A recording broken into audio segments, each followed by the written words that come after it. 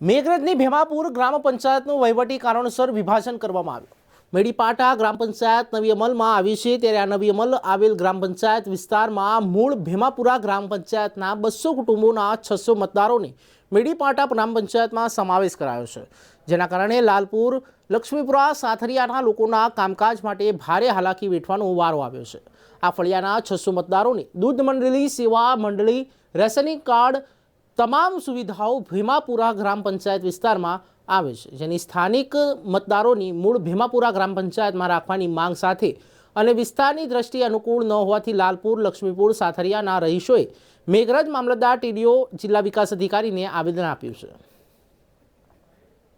ભીમાપુર ગ્રામજનોના વતી હું રજૂઆત કરું છું કે નવીન પંચાયત ભીમાપુર કોટા મેડીપાટા અમલમાં આવેલ છે, જેમાં અમારા જૂના ફળિયા લાલપુર કુડી સાથરિયા અને લક્ષ્મીપુરા જે જોડી દેવામાં આવ્યા છે, જે તદ્દન અયોગ્ય છે, જે અમને વિસ્તારની દ્રષ્ટિએ પણ અનુકૂળ નથી। તેમજ અમારી સેવા સહકારી મંડળી, દૂધ મંડળી જેવું બધા અલગ અલગ સંસ્થાઓ અમારા અલગ વિસ્તારમાં, અમારા જ વિસ્તારમાં આવેલ હોય અને જે અમને ધકેલી દેવામાં આવે છે એ ખોટું છે। બોલો।